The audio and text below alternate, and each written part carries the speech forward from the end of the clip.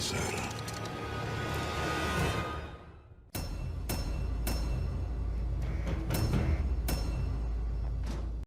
Uno de los cómics más icónicos e influyentes de la historia de Latinoamérica, reducido en una reseña de 4,40. Me pregunto qué podría mal ir Sal.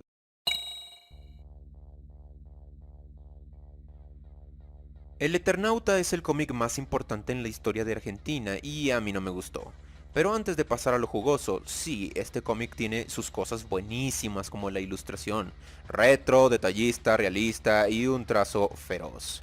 A su vez, es un cómic de ciencia ficción que no se concentra tanto en lo ficticio, sino en cómo los personajes reaccionan ante los eventos de una trama de ciencia ficción, como lo es una aparente invasión alienígena que después se revela ser una conspiración humana. No es una aparente invasión alienígena, es una invasión alienígena.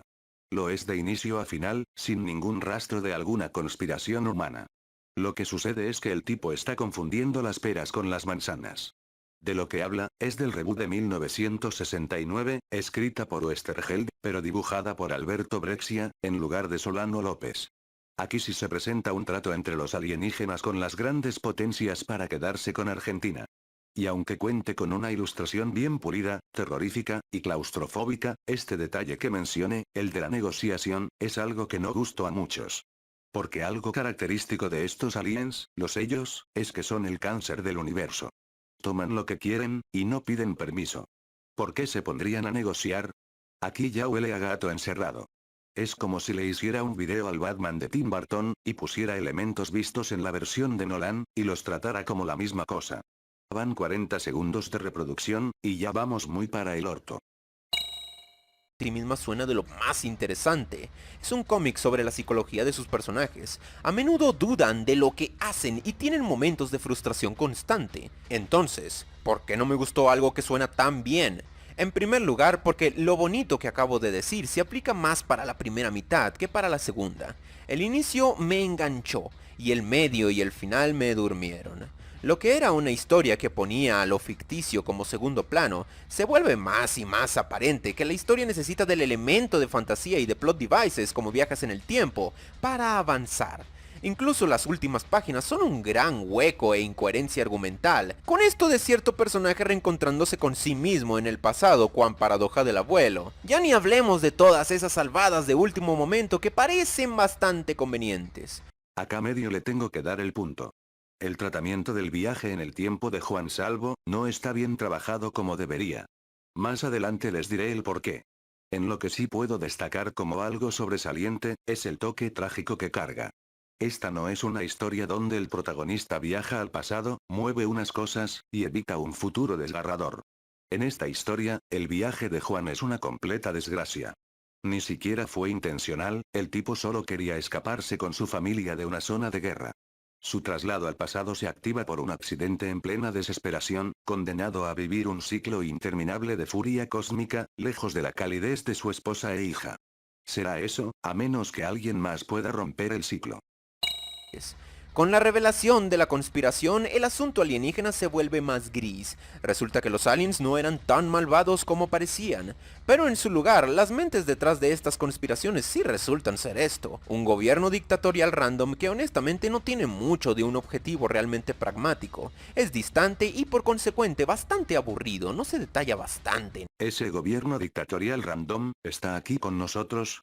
De vuelta, no existe, una dictadura humana que joda a los protagonistas. Por el contrario, los militares con los que se cruzan resultan ser una de las piezas más fundamentales en contra de la invasión. Los extraterrestres son los antagonistas hasta el final de la historieta. Viendo cómo se pasa de terco con esto, con esa absurda necesidad de mezclar versiones, me obliga a sumarle 10 errores. Lo que contribuyó también a mi aburrimiento es esa mala narración. Y sí, ya lo dije, el cómic simplemente no tiene una buena estructura. La regla más básica de una narrativa visual, muestra, no cuentes, es completamente descartada en este cómic. El Salame no entiende que la historieta fue realizada a fines de los 50, una época donde la estructura para relatar historias era distinta a la nuestra. Y acá se justifica esa narrativa, considerando que es el relato de un veterano. El Eternauta comparte sus eventos y experiencias con Oesterheld, en base a su propia perspectiva de los hechos. Algo establecido desde las primeras páginas. Y si me preguntan por qué hay veces donde los textos se repiten, es porque originalmente era publicada en una revista semanal, de nombre Hora Cero. Y en caso de que los lectores quedasen desactualizados, se mandaban unas previews para que puedan estar al tanto de las situaciones. El narrador omnisciente es muy invasivo al punto de entorpecer la acción, y se vuelve redundante con varias burbujas de texto reiterándote demasiado la información que ya sabes. Es increíble que un canal supuestamente especializado en escritura y narrativa, pueda ser tan ignorante en algo tan básico. Un narrador omnisciente, como indica el nombre, abarca la totalidad de la concepción de la obra, y no se le escapa nada. Es totalmente objetivo e imparcial, conoce el pasado, el futuro, a cada personaje, de dónde viene, y cuál será su destino. Es imposible que Juan Salvo sea un narrador omnisciente. Primero porque él no es Dios, aun con sus viajes en el tiempo que, reitero, se le escapa de su control, sigue siendo una persona que comparte su única perspectiva, vista desde sus propios ojos. Y segundo, porque si así fuera, él sabría qué sucedería luego de su charla con Héctor. O sea, cada paso y evento se le sería anticipado. Cosa que como vimos al final, no fue así. Cuando busqué opiniones de terceros para ver de dónde venían las alabanzas, siempre me topé con los mismos puntos, que está bien dibujado, lo cual sí es cierto, es un punto muy positivo, pero sigue sin ser suficiente, que fue de los primeros de su tipo, una verdad a media, sino muy buen argumento, y sobre todo que tiene un contexto político de crítica ideológica sobre la Argentina de aquella época, contexto que me importa una mierda porque no soy ni peronista, ni kirchnerista, ni marxista como el autor, así que me chupa los cojones el contexto político. Si un cómic necesita de un contexto político para ser entendido, entonces no es muy buen cómic, que digamos. Una cosa es una historia que puede tener un contexto político basado en la vida real y que se entienda por sí mismo. A otra es una que necesita que tú sepas la historia del país para entender la historia ficticia del cómic a plenitud. Perdón. ¿Me está diciendo que prefirió basarse en comentarios ajenos, en vez de revisar la propia historieta? Me tenés que estar garchando. Ponele voluntad a la concha de tu madre, ponele voluntad. Nuevamente, se está haciendo una ensalada tremenda, esta vez con la secuela de 1976. Época donde Oesterheld ya estaba bastante metido entre los montoneros, hasta el punto de trabajar su cómic en la clandestinidad. Aquí sí se sentía más las influencias ideológicas en torno a la dictadura de la época, con incluso una sutil mención de Videla en la página final. Pero adivinen qué genios, esto se había realizado 21 años después de la primera parte. Una primera parte que ya había consolidado un final. Un final con intrigas y dudas, pero un final al final. Si desean saber más, les queda altamente recomendado el video de Tim PBZ. Eso de que debes saber el contexto sociopolítico de Argentina para entender el Eternauta, se lo acaba de inventar él. Es una historia de ciencia ficción que abarca el trabajo en comunidad y la superación humana. Obviamente tiene los tintes ideológicos del autor, pero no al nivel del reboot o la secuela. Si lo que dijera el flaco fuera cierto, explíquenme cómo el Eternauta pudo resaltar más allá de nuestro país, hasta el punto que hay angloparlantes que piensan que, de haber llegado antes, Héctor Germano Oesterheld sería considerado un escritor de la misma escala de Alan Moore, o El Innombrable. ¿Quieren saber por qué la serie de Netflix pudo llegar hasta los oídos de Kojima? Porque es una adaptación de la primera parte, alejada de todo el conflicto caótico de la dictadura. Esto mencionado por el mismísimo Ricardo Darín. Como te decía al principio, esta versión del Eternauta está específicamente centrada, enfocada en la primera etapa del Eternauta, que es la que va del 57 al 59, en donde, si bien es político porque todo es político, es decir, es difícil que el ser humano se pueda apartar de cuestiones políticas. Claro. Estamos rodeados de política, respiramos política. Sí. Pero sí en ese caso no estaba intoxicado de ningún tipo de partidismo ni de tendencia. Lo que ocurrió con la segunda etapa, que es la que vos mencionabas antes de allá del 70 y más, sí, esa sí ya estaba impregnada de todo porque a él estaba atravesando una vida, creo yo, totalmente distinta a la que había vivido cuando empezó a escribir esto. Claro. En conclusión, sí, El Eternauta es un cómic con sus aciertos, pero con una escritura bastante mediocre. Es históricamente importante, Quizá tiene algunas ideas cool, pero incluso en esas, e incluso para la época, no es nada que el británico H.G. Wells no haya hecho antes y no haya hecho mejor en el departamento de la ciencia ficción. Claro, H.R. Wells habrá abarcado mucho antes el tema de una invasión extraterrestre, pero no comprendo cómo eso le quitaría mérito a Héctor y a Solano. Siguieron ese espíritu, y lo promovieron todavía más, mostrando una invasión con una estructura cautivante y aterradora. Como una escalera donde cada escalón puede alterar el escenario para siempre. Comienza con una neblina mortal, con sospecha de una catástrofe nuclear. Continúa en una ley de la jungla con cada superviviente yendo por su lado, con algunos deseando despertar de una pesadilla eterna. Se abre a una batalla campal donde se define la fortaleza de la humanidad. Para luego caer en un horror cósmico sobre fuerzas que se alejan de nuestro entendimiento. Aparte, haber salido antes que monstruos como Star Wars, o Star Trek, ya debería ser un logro nítido. Le doy al Eternauta un 5 de 10. Espérate, ¿es todo? ¿No va a hablar del papel fundamental y valioso que emplea Favali? Mosca y la historia, la batalla de River Plate, el odio cósmico, el horror de los hombres robots, el ritual de los manos, el peligro de los gurbos, las inseguridades y valentías de Juan. ¿Esto es lo mejor que se le pudo ocurrir para reseñar el Eternauta? Al chupamedias le pareció buena idea perder el tiempo hablando pelotudeces políticas que no van a cuento, en lugar de analizar propiamente la historieta. Tomando esto en cuenta, sumado a que en ningún momento menciona algún nombre de ninguno de los personajes, me hace creer lo siguiente. El tipo le daba tanta hueva ponerse a leer todo esto, que prefirió tomar uno de esos machetes que se usaban en la secundaria para clavarse un resumen, y montarse una reseña tan devaluada como la moneda de mi país. Que haya gente aplaudiendo esto me provoca una indignación total. Esto es malo, pero no sería tan malo si esta reseña no fuera pagada, por otra persona, con dinero real. Me gustaría encontrarme con ese patroner y mencionarle con sinceridad. Te están cagando, tenés que darte cuenta. No seas boludo. Moraleja del día, caballeros, si quieren ser unos vagos y hacer el menor esfuerzo posible, háganlo sin afectar el bolsillo de otro.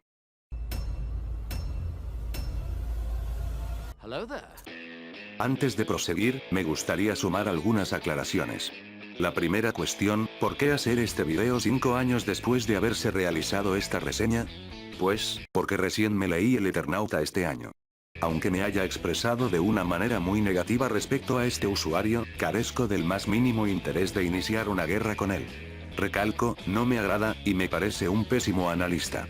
Pero sé que este tipo de cosas son el alimento para gente que es todavía peor. Además, el flaco se está retractando de sus actos y busca mejorar para bien. Me mantengo desconfiado, pero es un inicio al menos. Este video, además de ayudarme a desquitarme, sirve para informar a aquellas personas que tuvieron una percepción errónea del Eternauta, por culpa de esta reseña. No te voy a meter un revólver en la cabeza para obligarte a leerlo. Si no gusta, no gusta y ya. Pero si tu punto de referencia es esta reseña, te estás desviando de una forma atroz.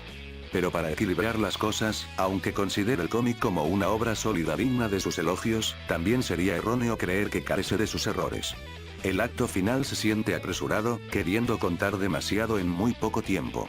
Aquí sí hacía falta un capítulo más, para dejar fluir mejor las cosas. Como mencioné, me gusta el tono trágico que conlleva el viaje en el tiempo, pero el mismo se introduce muy de a golpe, sin ruta para la exploración, en apenas las últimas páginas del relato. Y sí, el discurso del mano anciano es muy poderoso e inspirador. Pero es relatado por un random que sale casi de la nada, cuando ya se está por concluir la historia. Y ya que hablo de manos, ¿qué onda con este tipo que los salvó del gurbo? ¿Quién es? ¿Qué hace ahí? ¿Por qué los ayuda? ¿Cómo le hizo para sobrevivir hasta ahí? Sí, siempre que observen uno de sus detalles, un hechicero lo hizo. Pero si es una historia de ciencia ficción. ¡Hechicero! Como dije, me encanta la estructura que maneja la invasión, pero la misma tiene un talón de Aquiles bastante engorroso. Y tiene que ver con su revelación. Verán, en las primeras páginas se desconocía por completo el origen de la niebla mortal, y se le atribuía la causa a un posible incidente nuclear. Esto movía a los personajes a investigar por su cuenta, destapando que no había ningún rastro de radiación en aquella tormenta. Oesterheld había planteado un misterio desgarrador de forma sublime. Para la época, los lectores no podrían imaginarse que podría indicarse de una incursión extraterrestre. Y aquí viene mi problema. En vez de darse la revelación de manera progresiva, con pistas y a su tiempo debido, nos dicen el origen de la invasión, en una página, con un diálogo de Favali. De nuevo, muy de a golpe y apresurado. Al menos las esferas cayendo del cielo daban pistas a medio tintar. Pero creo que se pudo manejar de una mejor manera. Pero entre sus errores, la historieta consigue brillar de una manera muy prominente. Te parecerá lenta si no estás acostumbrado a la narrativa de la vieja escuela, pero en serio la experiencia lo compensa, con personajes muy carismáticos, y una ilustración bastante pulida de la mano del maestro López. Si te espanta el aspecto sociopolítico, eso se les atribuye a sus continuaciones, como alegué en todo el video. Ninguno de mis elogios es fundado en la nostalgia. De vuelta, recién leí esta historieta a principio de este año. Y a pesar de haber revelado mucho, no te rindas en explorarla por ti mismo. Ya de paso, les recomiendo ponderadamente la serie de Netflix. Pese a sus cambios y algunas confusiones, sigue fielmente el espíritu de la primera historieta. Con un casting muy brillante, y una producción que rara vez se ve en nuestras tierras. Es curioso, pero esta serie es la antítesis de la de The Last of Us. No porque una sea mejor que la otra, sino que ambas muestran perspectivas totalmente opuestas de un apocalipsis. The Last of Us se va por la ley del más fuerte, la humanidad está partida en fragmentos distintos, con cada lado buscando acabar con el otro mientras tratan de sobrevivir a lo que hay afuera. En El Eternauta, se nos muestra eso de principio, pero lentamente se nos señala que la verdadera fortaleza está en la unión. Los posibles antagonistas que se van presentando, terminan siendo piezas valiosas en la lucha contra los invasores. Ese es el espíritu del Eternauta, el héroe colectivo. Hay quienes no les gusta que cambien las cosas, los eventos sean mezclados, o que sumen personajes nuevos, algo que respeto. Pero se debe concientizar que los cambios son necesarios para hacer el relato más cercano a nuestra actualidad, y dar aquella sensación que dejaba el cómic en sus tiempos. Además, prefiero que se animen a probar cosas nuevas, honrando el material original, en lugar de ver un triste calco sin alma como hace Disney o DreamWorks. Otra de las quejas es el supuesto maltrato que se le da a Favali, mostrándolo como alguien bastante pesimista, contrario a lo empático y esperanzador que se demuestra en el cómic. Parece que se les olvida que incluso en la historieta, Favali también tenía sus crisis derrotistas, y no siempre era el líder iluminado como muchos piensan.